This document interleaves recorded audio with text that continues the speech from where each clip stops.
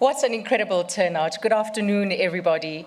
We're gathered here today, joined by audiences across the country to mark this historic milestone in the South African Reserve Bank's commitment to protecting the value of our currency in the interest of a balanced and sustainable economy. My name is Kganyago Musaka, and it gives me just great privilege to be with you here today. And I'd like to start off by extending a warm welcome to several dignitaries who have joined us here at the Nelson Mandela Foundation for the launch of the South African Reserve Bank's new generation of banknotes and coin. I'd like to extend a warm welcome to the Deputy Minister of Finance, that's Dr. David Masondo, who will be joining us in a short while. We're also joined by the Governor of the Reserve Bank, Lesetja Kganyago, the South African Reserve Bank's deputy governors and board members, Chief Executive of the Nelson Mandela Foundation, Mr. Lesetja, as well as the foundation board members, former deputy governors joining us today, representatives of central banks in the SADC region, CEOs of banks here today, dignitaries including international guests. A welcome as well to members of the media on World Press Freedom Day. And finally, a special welcome to the South African Reserve Bank staff and members of the public who are watching this occasion right now. All protocol observed. Together with the Nelson Mandela Foundation, we're commemorating 10 years since Madiba's passing, and his legacy continues to be a guiding compass for our democracy. Can you believe it's been 11 years? 11 years since we first held those banknotes bearing a portrait of the late Nelson Mandela, a beacon of social justice. His image has adorned the front of our banknotes since 2012, along with the symbol of our collective heritage, the Big Five, on the back, while our coins also boast South Africa's rich fauna and flora. Public confidence and trust in banknotes and coin are absolutely critical to a well-functioning economy. And that's why the South African Reserve Bank regularly reviews our banknotes and coin. We know how disappointing it is to receive a soiled banknote and coin versus the confidence that we have in our money when we receive a crisp banknote and minted coin. So that's why the Reserve Bank, as the only body mandated to make, issue, and destroy banknote and coin, ensures that they meet the highest quality standards in order to reduce the risk of counterfeiting, and at the same time, contributing to building national heritage and pride.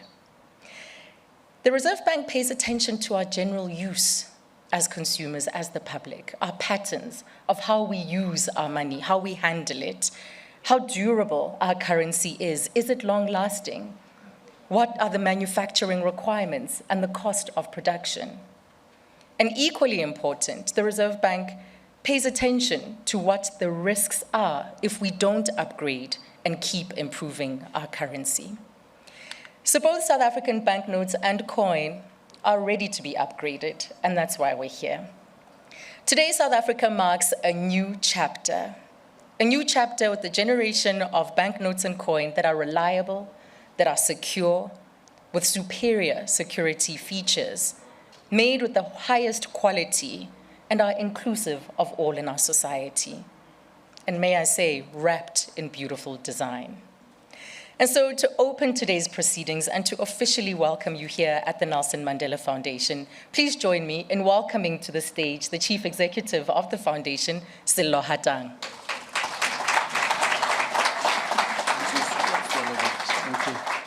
Thank you very much. Good afternoon. Greetings, Governor. In this building, generally, when we greet, we want to be greeted back. Generally, but because this is the central bank, it might be that those rules don't apply. You know, bankers apparently are generally very stiff. No, that's what I heard. It's an allegation that I heard. So prove them wrong. Good afternoon. You see, bankers are not stiff. They are smiling, they are laughing. So greetings to the governor, to your deputies and the board, to some of the board members of the Nelson Mandela Foundation here present. I know Alice Brown is here, the leadership of the foundation. Thank you very much for being here. and the people of South Africa and the world who are watching us. Nelson Mandela used this space a lot. Last time he actually sat here, one of those times that he sat here was when he gave that speech, "Don't call me, I'll call you." And when he was trying to retire, and it was difficult for him to retire, we continue to call on his legacy at a time that we need it most, which is now. Madiba used to think of money as something that you can use for development, where money in wrong hands can be used for fleshing, but money in good hands can be used for development. And that's why in his case, he would then get into the consciousness of people and ask them, give you a call to say, can you come with me to visit a community? And you go with him, then he'd ask you to build infrastructure to help grow the South Africa that he was dreaming of. That means that we still must remember that the power of money can actually change the lives of many people. We must also remind ourselves that poverty can be humiliating. Those who flash that money in communities that do not have, they tend to then just show you what you might aspire to have, but don't make it possible for you to be able to access it. I hope you understand the difference. So there are those who come in and show you that I've got this Lamborghini. You can aspire to have it, but I won't show you the how. I won't even help you to get access to it. And that's what we need to be reminding ourselves that we must try to do. And as we think of Madiba, thank you very much for reminding us that this is the 10th anniversary of Madiba's passing. We miss him. We miss him daily. In these difficult times, his leadership, his political wisdom, and his profound love for his people and the people of this continent and the world. We continue to mourn your death, Madiba, and we know that you are gone, that we must try to create a legacy that can then outlive you, that we always just call on your name to say, come see how we are not building the country of your dreams. And I think if we are to do anything, is to remind ourselves also that we are in crisis. May I mention that any moment we could just go black because of the energy crisis. Unemployment, that's hitting us hard. To understand now that it's continuing to be bigger and bigger, that 65% of young black people do not have jobs. We can't normalize that kind of situation. And as we talk money, how we should be developing our country, we should also be thinking of that statistic. It should bother us. It should give us sleepless nights. We also have climate crisis, which is why this year we're also focusing on that to say we need to be doing more. Climate change used to be something that we thought was coming. It's here now. And we see the effect of that when you go to Durban and Eastern Cape, as it happened recently. We have a leadership crisis, absence of leadership, I should say, but also that we expect leadership to come from somewhere. We are waiting for a Messiah to save us without realizing we should be that Messiah. Everyone should then go back to believing that everyone can be and should lead. And until such time that we do that, it means that we won't be disappointed by our politicians, because we will take that leadership on. We live in a state of war. You think of Sudan. In just 2-3 weeks, so many lives lost, infrastructure that's destroyed.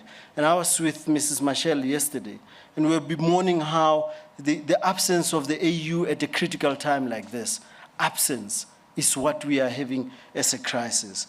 Crisis of trust, something that I know I've been taught by the governor that it's actually at the back of the note, that every time you think of money, you think trust. And I think if we are to think of that, we then have to always then ask ourselves, can we be trusted with the legacy that Madiba has given us? So the legacy of Madiba's dreams is the country described in the Constitution, inclusive in its growth trajectory. The Constitution can be a tool for transformation if we do not betray its fundamental values and project. we must, at the heart of it, continue to make sure that we build on that trust, that a liberated society where everyone not only has access, but enjoys all of the rights in the Bill of Rights, a transparent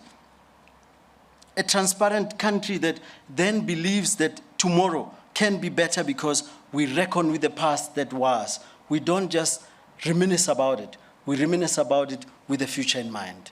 What will those who are to be born find? Will they find a country that's completely depleted because of crime and corruption? Will they find a country that's completely destroyed because of lack of trust due to race and racism? Are they going to find a country that has nothing to talk about because we've destroyed the little infrastructure that was there? So this year, as we remember Madiba, we must remind ourselves that the legacy needs to live on through us. Each one of us must take on that responsibility of ensuring that we build a transparent, accountable society that reckons with its past and listens to all its voices, particularly of those who are vulnerable, those who are poor, who are just asking to be rescued. Please take me out of this poverty. Those are the voices we should try and listen to more and more. So as I welcome you, I want to just ask you that we do just one little thing for South Africa that Madiba dreamed of, that we build hope, the hope that is dwindling so fast because everything seems to be falling apart. And if Madiba could hold on to it at a time that he had no reason to, when he had just served 7 years in prison, and he continued to say, I'm happy, I'm well, full of hope. And if he could do that, we have no reason not to trust that the future will be better. But we can't just dream about it. We must work hard for that country. So whenever I see the governor, unfortunately, I just think of my bank loan. And it pains me every time when I see the governor, and I'm hoping that he will use that stage to say to us, interest rates are going to go down. That's the kind of hope I was talking about, guys. I could see that you were now drifting. No, I'm talking about give us hope to say interest rates are going to go down, the currency will be stronger, and that as the currency grows, the governor will make sure that our home loans will be cheaper and petrol will be low. Thank you very much.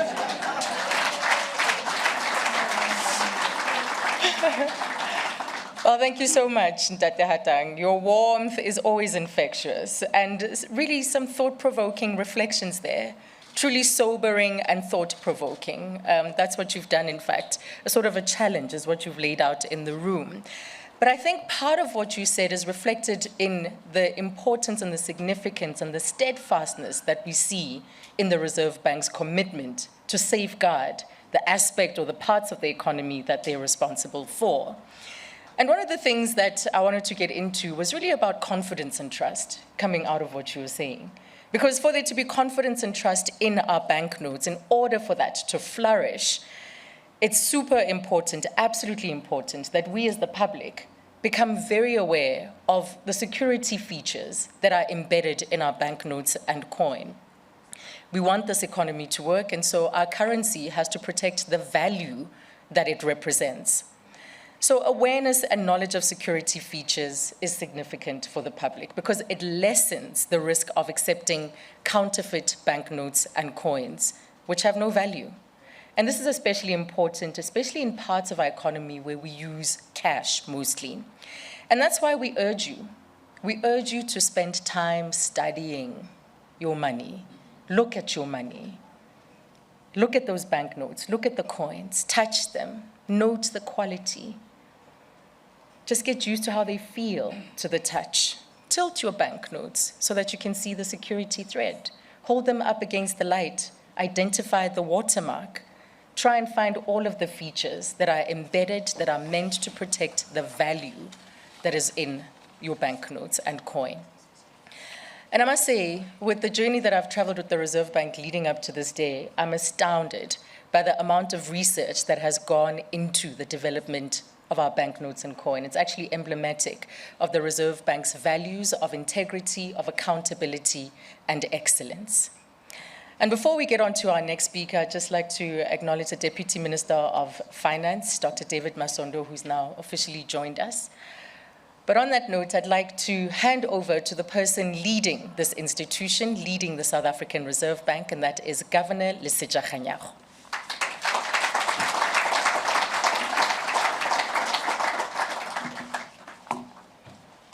Thank you very much, Azania. I've got no doubt if Madiba was here, he was going to make this adjustment. And thank you very much for those protocols, because it made my job easier, and I will dispense with the protocols. 6 days ago, on the 27th of April, South Africa celebrated 29 years of democracy. Just 6 days ago.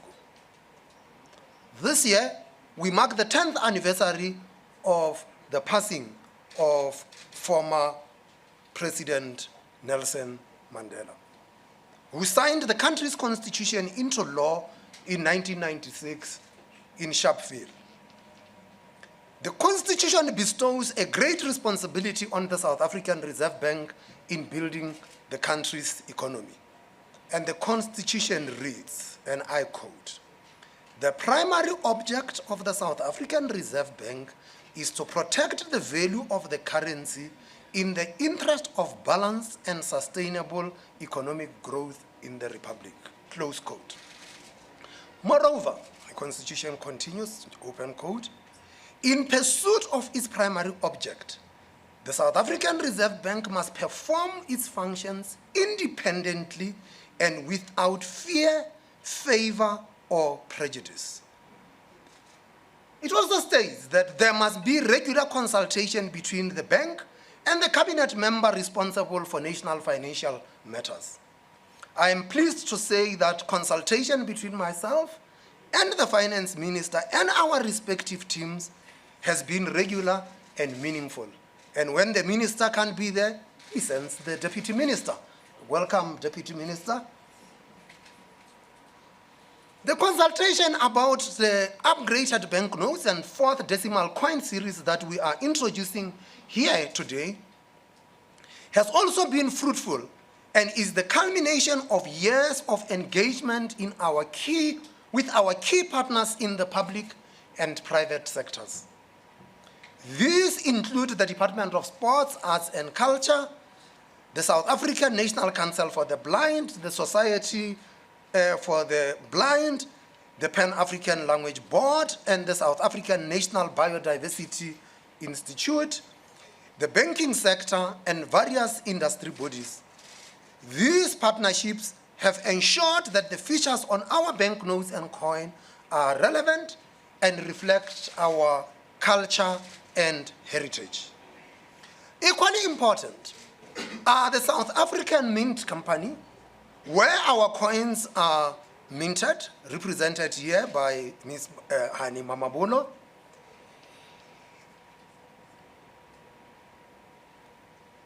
These subsidiaries, in addition to the Mint, would include the South African Banknote Company, which prints our banknotes, represented here by Ms. Lesetja. But the subsidiaries of the bank perform a very critical function in the management of currency through its life cycle, from design to manufacturing, distribution and circulation, and finally, destroying it once it is unfit for circulation. So you get it. We have got a monopoly not just to print the money and mint the coins. We are also the only ones with the authority to destroy the notes and destroy the mint. So don't ask for an additional autograph on the banknotes. It is there already. It is fitting that we mark the occasion at the Nelson Mandela Foundation, an institution that is mandated to promote Nelson Mandela's lifelong vision of freedom and equality for all, and which signifies his role in embodying the values enshrined in our Constitution. A country's currency must reflect its national identity. Our banknotes and coin have lived through South Africa's rich and dark past. About 230 years ago, Dutch governor Joachim van Plettenberg first introduced handwritten paper money in the Cape. There was no printing press in the Cape, and the money featured a government fiscal hand stamp showing its value and date of issue. It was only in 1803 that banknotes were printed, but there was no central bank to oversee the printing and issuing of banknotes. When the South African Reserve Bank opened its doors over a century ago in 1921, an objective was to bring about order in the issuance and circulation of domestic currency. Prior to 1921, financial institutions issued their own currency, often causing instability in the economy. The early currency, including the Rix dollar and stiver denominations, played a significant role in the early economic development of our country. South Africa later used the British pound as its currency, and in 1961, the rand, which was named after the Witwatersrand Ridge, on which Johannesburg is built and where most of South Africa's gold deposits were found, became legal tender, and South Africa moved away from using the pound. The rand's entry coincided with South Africa becoming a republic. Since then, the design of our banknotes and coin have gone through shifts in denomination, showing different industries, depicting South Africa's fauna and flora, and more recently, our very own Madiba. The Big Five debuted in our banknotes in 1992. The Big Five theme was adopted after the unbanning of political parties and the release of political prisoners, reflecting what was considered as a design that would be acceptable to all South Africans. In 2012, the South African Reserve Bank issued the first Madiba banknotes, illustrating Madiba on the front of the banknotes and retaining our Big Five animals on the back. We sadly lost Madiba that following year. In 2018, the South African Reserve Bank issued a set of commemorative circulative banknotes to celebrate Madiba's birthday and acknowledge his contribution to our democracy. These banknotes illustrate Madiba's journey from the rolling hills of the Eastern Cape, featuring his birthplace in Mvezo on the 10 rands, followed by the 20 rand that featured his home in Soweto. The 50 rand shows the site of his capture near Howick following 17 months in hiding. The 100 rand note depicts Robben Island, where he was incarcerated for 18 of his 27 years in prison. And inspired by his long walk to freedom, the 200 rand note showed the Union buildings where he was inaugurated as President of the Republic of South Africa in 1994. A commemorative circulation 5 rand coin was also issued featuring a portrait of Madiba. Now in 2023, we continue to acknowledge his legacy, and his portrait is still proudly depicted on our banknotes. While the broader themes of our banknotes and coin remain familiar, important upgrades have been made, principally the entrenchment of the security features on the notes and an update of the artwork. The preamble to the South African Constitution in microletting, celebrating our constitutional democracy, and the South African flag have been added around the Madiba portrait. The Big Five animals on the back of the banknotes are now depicted with their young, celebrating diversity of age. To further enhance security, the denominations animals are visible in various other areas of the banknotes, including the see-through perfect print registration feature and the watermark. The security threat, as well as the spinning circle, which is visible on the bottom right of the banknote, change color in tandem when the banknote is tilted. The banknote denomination colors have also been adjusted for vibrancy, and the tactile marks have been improved to support the visually impaired communities to differentiate between the various denominations by feel. The designs in the coin have been renewed from the last issuance in 1989. Each of the 6 coins in the coin series features an animal or plant. The 10 cents coin features the Cape honeybee. The 20 cents depicts the bitter elu. The 50 cents illustrates the Naisna tobacco. And the 1 rand coin, the king protea. The 2 rand coin, our national animal, the springbok. The southern right whale is shown on the 5 rand coin. The 5 rand coin includes a latent image that transforms from the word 5 to the word rand when tilting the coin, as well as the abbreviation SAB in micro-letting on the inner circle of the coin. While the National Coat of Arms and the 11 official languages of South Africa have been retained on all coins, the 1 rand coin features the national flag instead of a coat of arms. I want to emphasize that the upgraded banknotes, Azania, upgraded banknotes, they are not new. The upgraded banknotes and coin will have the same value as the current banknotes and coin in circulation. And I want to encourage the public to transact with them. Both sets of currency will remain legal tender today into the future.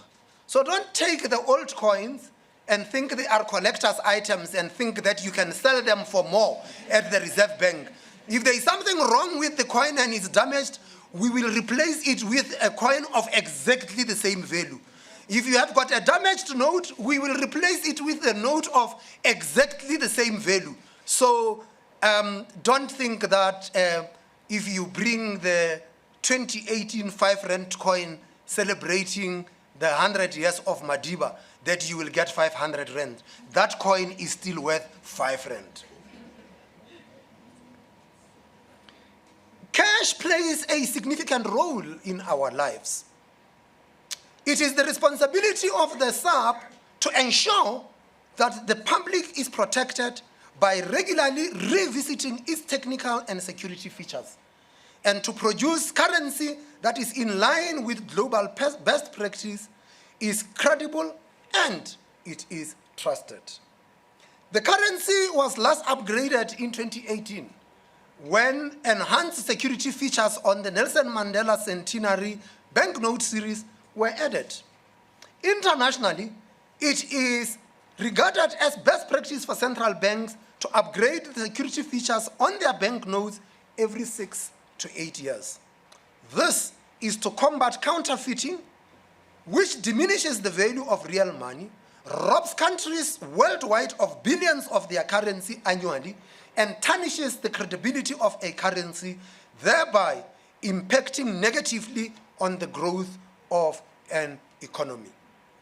Banknotes and coin remain a critical payment instrument that provides South Africans access to formal and informal markets. Cash is familiar, is inclusive, and continues to be used across sectors of society. It is also considered to be a safe haven during times of crisis and is relied upon when other forms of payment are not as easily accessible. It is vital in the functioning of our economy. A public awareness campaign on the changes made to our currency is underway and will be in the market from tomorrow, the 4th of May, and will be introduced into the market incrementally. Denominations of both banknote and coin will be introduced incrementally as well. The changes to the banknotes and coin can also be seen on the SAP currency app, which is free to download, and I urge you to do so from either the Play Store or from the App Store or directly from the Reserve Bank website. The complex tapestry of our history, heritage, people, and culture are literally and figuratively interwoven with our currency. When you transact with the upgraded banknotes and coin, take a moment to reflect on the beautiful designs and how interconnected we are as a society and people with our environment. On their own, those banknotes and coin are just but a piece of paper. The coins are just a piece of metal. What makes them valuable is that the South African Reserve Bank is standing behind those notes and coin, and we stand ready to protect the value of those banknotes and coin independently and without fear, favor, or prejudice. Those are your notes, and we release them to the South African public tomorrow.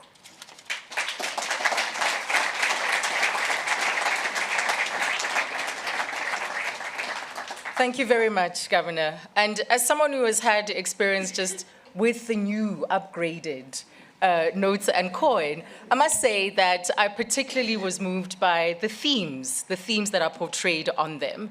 It's a celebration of our democracy. It's a celebration of Madiba. It's a celebration of our rich heritage and ecology. And it was quite heartwarming to see themes of family and interconnectedness, a reminder of Ubuntu and the fact that families are the building blocks of our society. So congratulations to the South African Reserve Bank. Really has been humbling to see your mandate in action. But I'm sure you're quite eager to see exactly what these details are, what they look like. So let's hand over to the three women who are leading the currency management team within the Reserve Bank as we take a look at the journey through this video.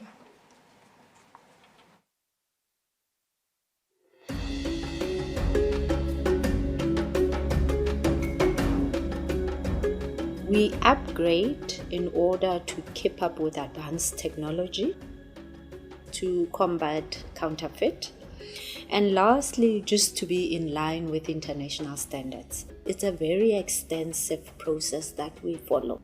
Around 4 to 6 years that we do the research in the background. The intention there is to ensure that there's printability. The second thing, where are we going to place these security features?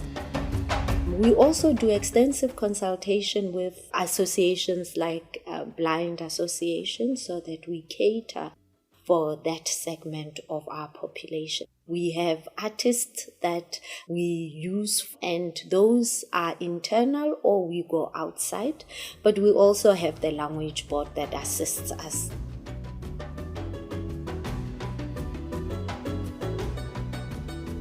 South African Banknote Company prints the banknotes to the high quality standards of the Reserve Bank. We use the latest technology for the security features to protect the banknote against attack from counterfeiters. The first thing that South Africans will notice is the color. The color is more vibrant. We've maintained the portrait of Nelson Mandela. We have maintained the Big Five theme, but this time on the back of the banknote, you will see a family theme of the Big Five.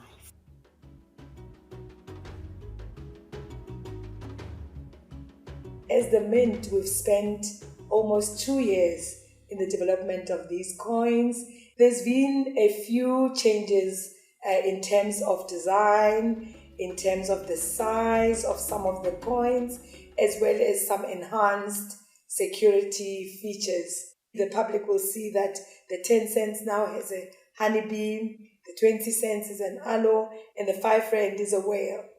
So when they do see these coins, they must know that it is the new coins, they are legit. I do acknowledge that our currency looks beautiful and people would want to keep it and hoard it.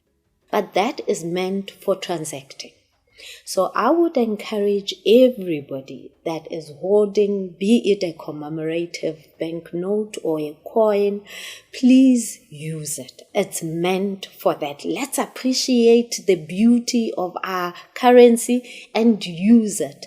They will retain the face value that's on it. So, for example, that means that if it's a commemorative 5 rand, it will always be worth the 5 rand that's written on it. So I again encourage people to use it.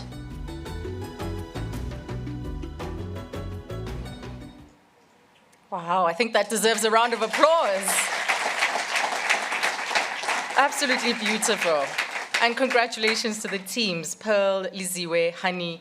In fact, those executives are here in the front, and they took us through the journey that has taken place leading us to this point.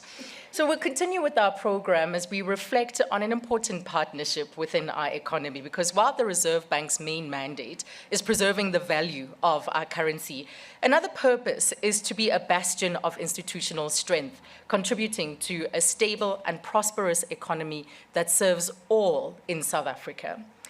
The Treasury and the Reserve Bank separately or manage different parts of the economy, I should say. And the Reserve Bank is responsible for monetary policy, and of course, National Treasury is responsible for fiscal policy. And so today, representing National Treasury and government, let's welcome Deputy Minister of Finance, Dr. David Masondo.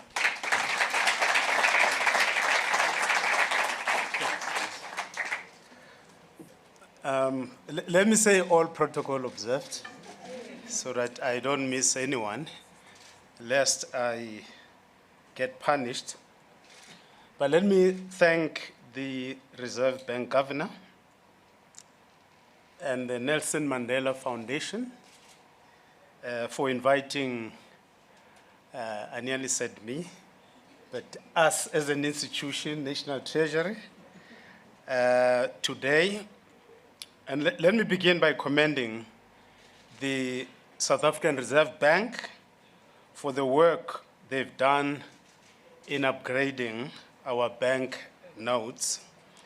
And as the governor and his team, Pearl here, Lizwe, Hani, have already pointed out that it is significant that the bank notes need to be upgraded periodically in line with the international best practices and given continuous improvements in technology. The improvements in the security features of these bank notes support the integrity of and the trust in our notes by assisting with the fight against counterfeiting, which is essential for maintaining financial stability, investment, economic growth, and confidence in our financial system. The negative impact of counterfeiting cannot be overstated. To reiterate what the governor has already alluded to, currency counterfeiting is very costly for the economy and society as a whole. Counterfeiting necessitates central banks to spend considerable resources in upgrading and improving the security of bank notes. In addition, law enforcement agencies allocate substantial resources to detect, deter, and prosecute counterfeiting operations. Economic agents, that is households and businesses, suffer from a direct loss of counterfeiters and have to undertake costly preventative measures. So without these counterfeiting prevention efforts, not only is there a risk that the public could lose confidence in the currency, but there's a greater risk that substantial counterfeiting could generate an increase in the supply of money, thus causing inflation, basically eroding the purchasing power of our currency with huge consequences for society. I need not to tell you about the cost of inflation, on how it erodes the purchasing power of workers, poor households. I need not to emphasize to you how inflation also increases the cost of doing business. So, indeed, these upgrades are an important development in reducing the potential cost of counterfeiting and preserving the integrity of the rand. Furthermore, the upgraded currency will contribute towards financial inclusion.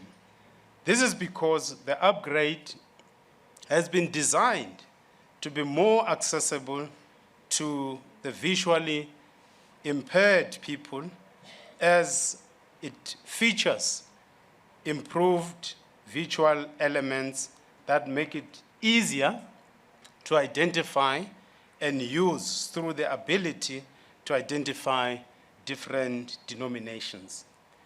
Let me point out that although governments throughout the world always come up with innovative, inclusive, and security features, criminals are always not that far behind to fake currencies and frustrate detection.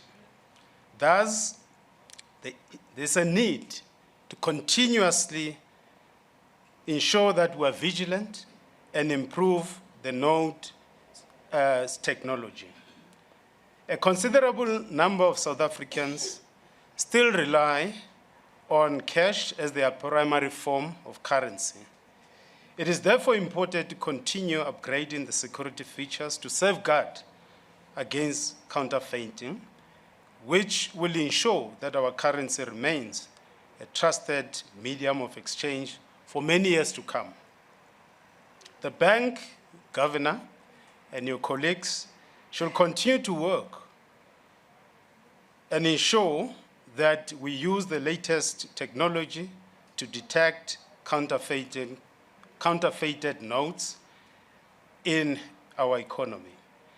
Having said that, it is important to realize that while improvements in the security features of our notes are important in improving society's welfare, there is likely to be a multiplier effect on society if these improvements take place in the context of a growing economy. In this regard, there's still more that needs to be done. The IMF, for instance, has projected our annual growth of 0.1% for 2023 in their latest World Economic Outlook published last month, which is lower than the National Treasurer, our projected growth, which we published in the 2023 budget review, which is at 0.9. There are a number of recent projections on growth in 2023, but it will seem the market consensus is currently converging around 0.6% in 2023. While growth projections are low and risks are high, the likelihood of a recession will largely depend on the impact of load shedding, along with high inflation, rising borrowing costs, and weak external demand. The National Treasury will announce a further update on its projections in October later this year. Nevertheless, we all agree that our growth is very low. The NDP expected us to grow at 5% if we were to halve unemployment. With high levels of unemployment and poverty, clearly there's a need to fast-track policies to stimulate economic growth. Otherwise, a continued slowdown in economic growth will worsen poverty and inequality. Amongst other things, this may potentially generate an increase in currency counterfeiting, as well as the level of criminality due to the levels of high unemployment. And part of the reasons why our economy has not been growing, it's on the supply side, constrained the supply of electricity. I hope we're not going to have load shedding. Telecommunication, water, skills, transport, logistics. And as government, we've been making progress in addressing these supply side constraints on our economy. There are various reforms that we can talk about today, but due to limited time, let me just highlight a few, mainly on energy and transport logistics. Through the Operation Vulindlela, which also work through the National Energy Crisis Committee to ensure the full implementation of the Energy Action Plan announced by the President in July 2022. There are a number of interventions that we are making, particularly on the areas that have been identified by this plan, and these areas include fixing Eskom and improve the availability of existing supply, enabling and accelerate private sector investment in generation, accelerating procurement of new capacity from renewables, gas, and battery storage, and unleash businesses and households to invest in rooftop solar, and more importantly, fundamentally transforming the electricity sector to achieve long-term energy security. There are a number of achievements that we've made in each of this area. It's actually about 10, but because of time, I'll just highlight 6 or 5. The first one, we have lifted the licensing threshold from 1 megawatt to 100 megawatt. And at this stage, we are also saying we shouldn't even have any threshold insofar as energy generation is concerned. And therefore, we're amending the Schedule 2 of Electricity Act to remove the licensing requirement for generation project of any size. We are driving the process of separation of Eskom and making sure that we establish the National Transmission Company of South Africa. And a lot of work has gone in this regard. And it will seem to me that we are on track in solving the generation side of our energy crisis. The challenge has been to get that energy into the transmission. And through fast-tracking the process of establishing this National Transmission Company, we are definitely going to solve that problem of getting the energy that has been generated from the private sector into the grid. And Eskom has been the only monopoly, at least we are a monopoly in generating our currency. But Eskom has been the monopoly in generating electricity in our country. And we have tabled the bill in Parliament to make sure that comes to an end. And I do think, I need to emphasize this to my colleagues, that there's a difference between liberalizing a sector and privatizing the sector. All we are doing is to liberalize the energy space so that there will be competition for different actors. Eskom will still be a player insofar as energy generation is concerned, but it is not going to be the only player in energy generation, because we've seen what it means to rely on one energy source. At least we can rely on one source of money, which is the Reserve Bank. But on energy, we should really liberalize in that regard. I don't need to bore you with what we have done insofar as the liability solution we found, or the debt solution we find for Eskom, and we believe that this will enable Eskom to finance some of its operations, including maintenance, because with a heavy debt on its neck, it has also been difficult for Eskom to do maintenance and other necessary things that they've got to do in order to generate energy. So we've relieved them of that burden through what the minister presented in 2023 budget, in which we took 254 billion into the sovereign, part of their debt into the sovereign. And we've introduced different tax measures to enable households to invest in solar energy, including the private sector, because we are committed to make sure that the private sector generate more energy. And through the tax measures, we've reduced the tax burden or tax liability, both on households as well as the business. We've also enabled municipalities to procure energy from independent power producers so that they don't only rely on Eskom. So this is what Operation Vulindlela has been doing to make sure that we grow our economy through dealing, through amongst other things, the supply side constraint. On the transport logistics, which is my last point, this is a necessary condition for improving our South African exports. And all else being equal, as economists like saying,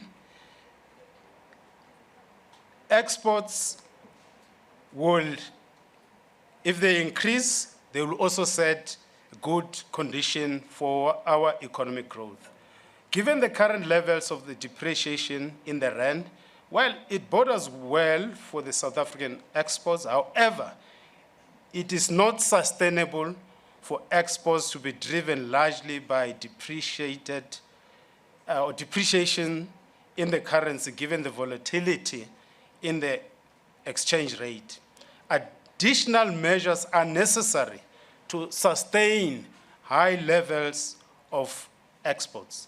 In addition to ending load shedding, efforts are underway to elevate the transport logistic bottlenecks that are critical in improving our international competitiveness as South Africa. The poor performance of South Africa's freight logistics system has resulted in decline in exports. Implementation of economic reforms in this regard is quite critical. And we have done a number of things in this regard as well. Transport Freight Rail has completed an accounting separation of their operations and rail infrastructure unit. This is crucial. This is a crucial step towards functional separation and the establishment of an independent infrastructure management, which will enable transparent and accurate pricing of slots on the freight rail and create a level playing field between the public and the private rail operators. In doing more in this regard, we are also finalizing the process of third-party access on the freight rail. Again, Transnet has been a monopoly insofar as our freight rail is concerned. The legislative changes that we're undertaking are meant to enable third-party access on our freight rail so that you don't only have one company operating on that freight rail. It's like saying only Autopax should operate on our public roads. You need to have Greyhounds and other bus companies that are operating on our public road. To have one company operating on our freight rail has its perverse incentives that we have seen, in which they set the price, which has been very detrimental to our economic growth and contributing towards our inflation. Many of you are perhaps wondering if the announcement by FATF to grey-list South Africa on how it basically affects our currency and our economy and our ability to participate in the capital markets and the trade. Being grey-listed increases scrutiny on the South Africa's financial system, thus increasing the transaction cost for trade as well as investment. It's like us as PEP individual, politically exposed people.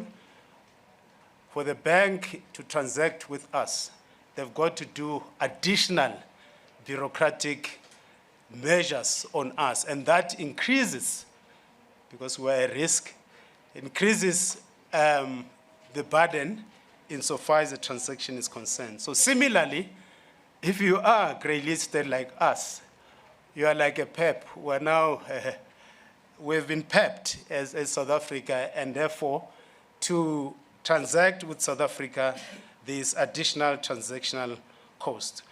We, however, have a very strong financial system as a country, and security measures integrated in our currency as one such example. And there have also been no deficiencies identified as it relates to our financial sector by FATF. National Treasury and other integral institutions have already begun with corrective measures, which include amendment of the legislation. Within the next few months, we will be reporting progress on how far we're dealing with some of the deficiencies that have been identified by FATF. Government policy's direction is towards economic growth. Fiscal policy continues to support government's objective to reduce debt vulnerabilities with adequate fiscal consolidation effort in the context of a credible medium-term framework. Efforts to improve governance, spending efficiencies are underway together with strengthening of the tax administration. The determination to implement the structural reforms to deal with the supply side constraints are present. Let me conclude by once again commending the bank for enhancing the security features of our notes. This will go a long way towards enhancing the integrity and trust of our notes. Long live the fighting spirit of Nelson Mandela, long live.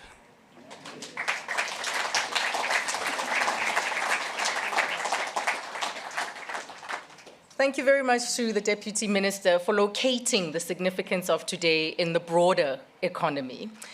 Now, today's launch also is a reminder for us to reflect on the legacy, the values, and the principles that Madiba stood for. Earlier on, we got to be in conversation with Mama Ndileka Mandela, the granddaughter of Nelson Mandela. And this is what she had to say, reflecting on this milestone, and of course, speaking on behalf of the family. Let's take a look.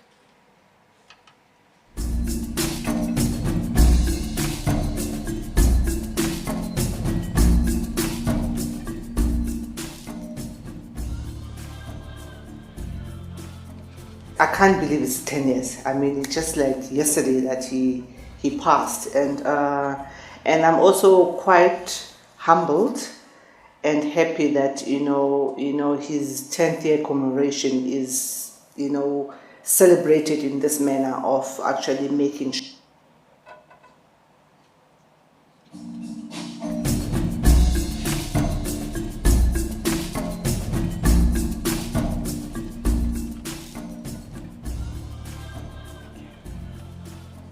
I can't believe it's 10 years. I mean, it's just like yesterday that he passed, and I'm also quite humbled and happy that his 10th year commemoration is celebrated in this manner of actually making sure that our banknotes speaks to his legacy, speaks to the legacy of South Africa, because from a quick high-level site, I know that there's certain security features that I knew. There's also an expanded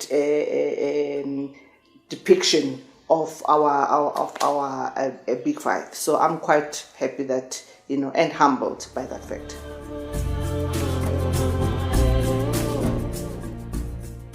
The legacy of Granddad means different things to different people. I found for some it speaks to their Ubuntu. For some, it speaks to the conciliatory aspect of their life. For some, it signifies generosity. So different people can extrapolate different things from his legacy that speaks to their soul.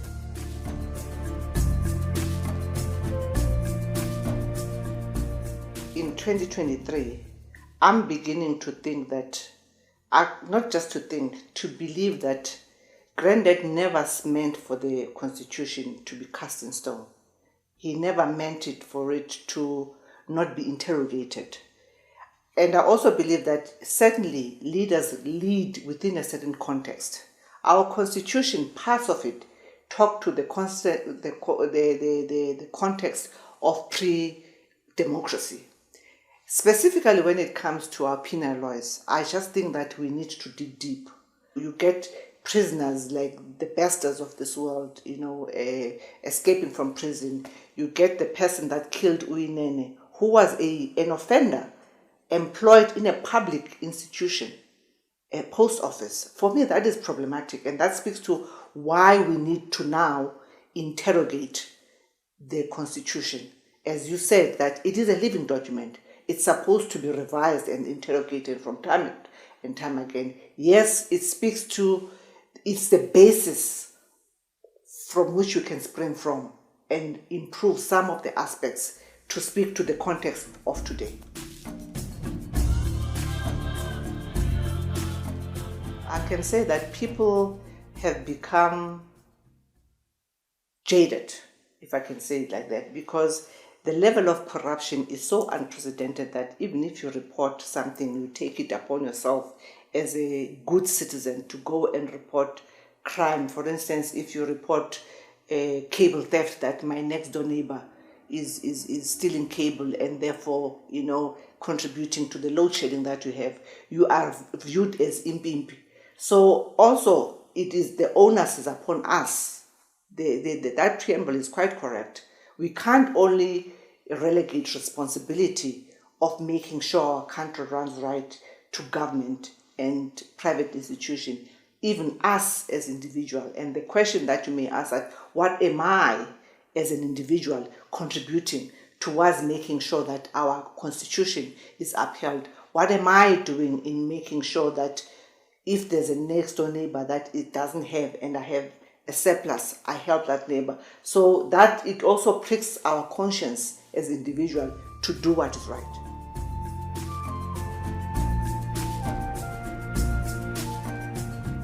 Granddad was a social activist through and through.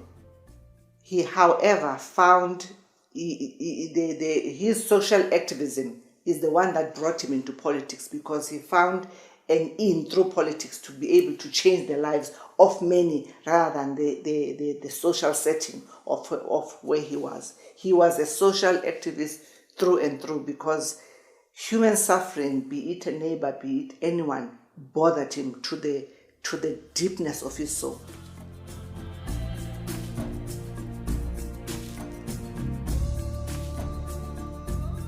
I would say this is our country. Let's fight for it. The generation of our democracy took to the streets. They made sure that the system changes. Imagine if that generation did not do that, would still be locked in apartheid. So I would say that we are a failed generation if we do not fight against corruption, rampant corruption, and what we see going wrong with our country. Let us rescue this country. It does not belong to a handful of politicians and the haves. It belongs to all of us, which is actually enshrined in our constitution, that South Africa belongs to all who live in it. So let us make that our pet peeve, that I will do my best to make sure that I claim this country as mine, because if our forebears did not do that, we'll still be locked in apartheid. But they made sure that they dismantled a more than century-old repressive regime.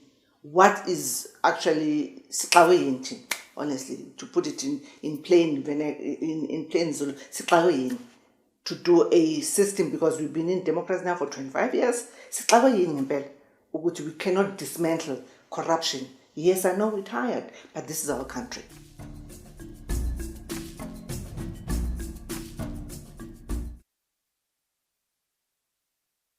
At an occasion such as this, that seeks to also remember and reflect on the legacy of Mandela, has triggered so many talking points. Just what we heard earlier from Silo Hatang as well as Mamandileka Mandela, so many interesting talking points have certainly come out of what is the launch of a new generation of banknotes, and it can only be because Madiba is at the heart of it.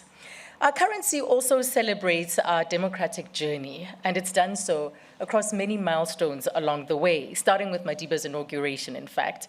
So let's take a look at how our currency celebrates and has celebrated Madiba over the years.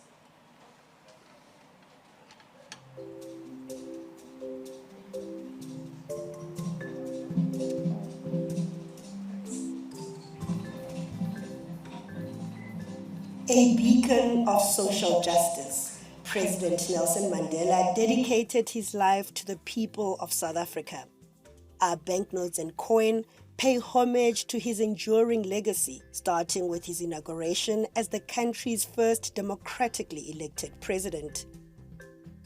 Out of the experience of an extraordinary human disaster that lasted too long, must be born a society of which all humanity will be proud. In 2000, we celebrated his tenure as president with the 5 Rand coin, which bears his iconic Madiba smile.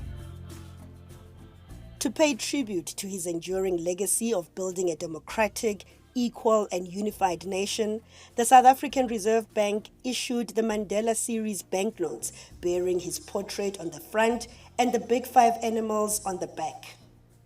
In 2018, to mark his 100th birthday, the Reserve Bank issued a limited series of banknotes illustrating seminal events in his life.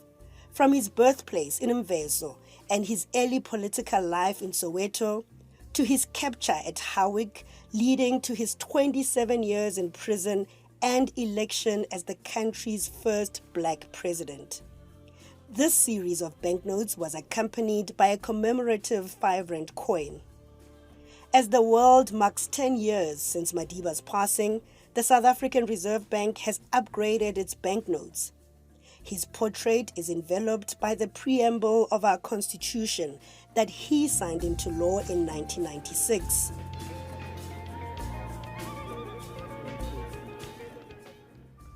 And not too far away is the flag of his beloved country.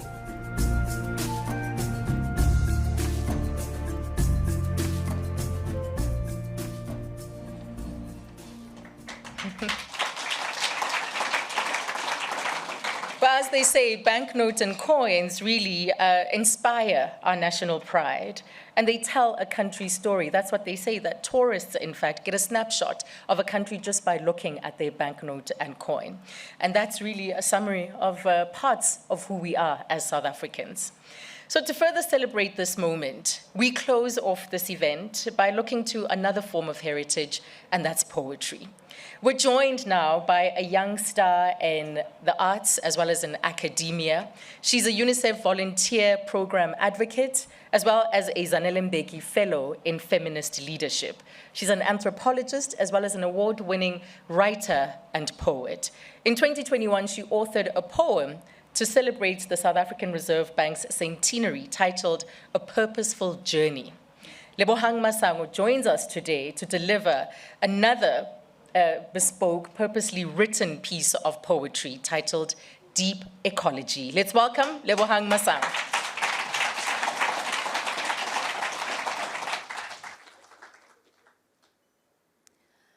After the day is done, we carry our bodies one by one, weary but wonderful, into nighttime's rest. The best parts of ourselves shared with each other in community, from Musina to Mossel Bay, from KwaZulu to the Karoo, working hard for the economic benefit of all. We give and take as much as we invest too. Each one of us bearing a testimony of living through the worst of times, breathe here, whole in the light of the sun. We know that it is not only this common piece of sky that connects us beyond what our feet know.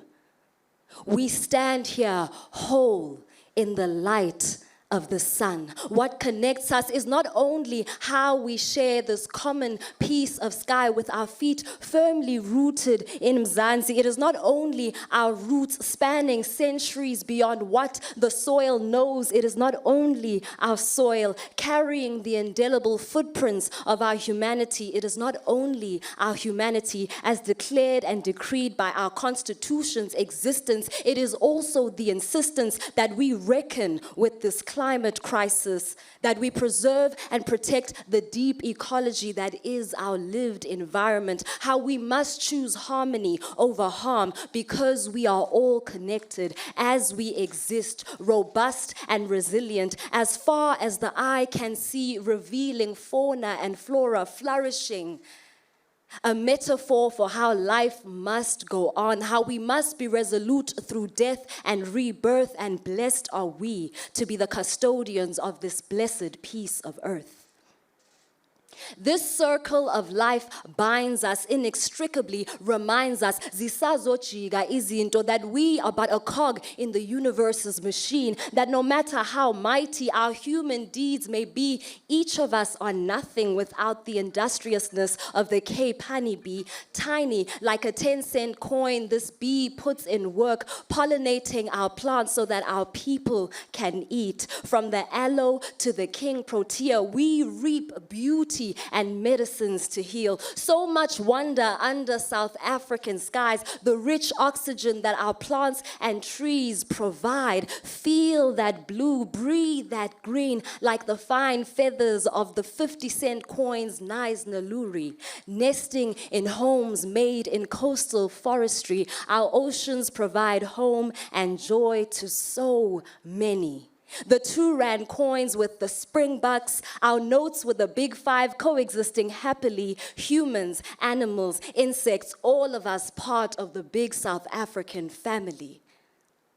And we are a people built through struggle and sacrifice, as invoked by Nelson Mandela's legacy. Each time we exchange our rands, we share our heritage, our pride, our story. Our hands touch and hold each other up. Our hands power this economy. Our hands circulate our money. Our hands share the constitutional proclamation of this land. For Governor Kganyago to do his work without fear, favor, or prejudice, for the Reserve Bank to protect the integrity of the rand.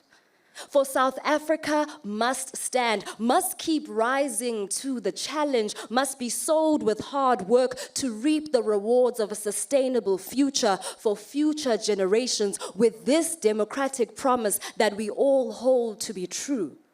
We, the people of South Africa, believe that South Africa belongs to all who live in it, all who love and laugh in it, for we are all connected. as we exist, robust and resilient as far as the eye can see, revealing flora and fauna, flourishing, a metaphor for how life must go on, how we must be resolute through death and rebirth. And blessed are we to be the custodians of this precious piece of earth. Thank you. Wow. Wow, thank you so much, Lebohang. That was so evocative, so stirring, so fitting for a day like today. Thank you once more. So that brings us to the end of our proceedings, but I just want to wrap with a few points, such as the reminder that we're embarking on an extensive public campaign. As the governor stated earlier on, you will start to see this campaign roll out from tomorrow, and it'll all be under the theme, Our Money, Our Pride. So you can expect to encounter it in the general media. And South Africans will also start seeing the new generation of banknotes and coins circulating in our economy. Remember, the old and the new will be circulating, or the upgraded will be circulating together. So have confidence to use them equally, as stated. And we conclude this launch today by inviting you, our guests who are here at the Nelson Mandela Foundation, to experience the exhibition, Our Money, Our Pride, telling the story of the journey of our currency, as well as the exhibition that is housed at the Nelson Mandela Foundation, The Life and Times of Nelson Mandela. And this invitation also extends to all who are watching to come by and experience these two exhibitions at the Nelson Mandela Foundation. Members of the media who are here today, if you would like to conduct interviews with the SARB executive, please make sure that you contact the team and they will facilitate for you. We're all prepared and ready to lead you to the right individuals. I want to thank you so much for joining us today. You've been a wonderful audience. From the Nelson Mandela Foundation, it's goodbye. Thank you.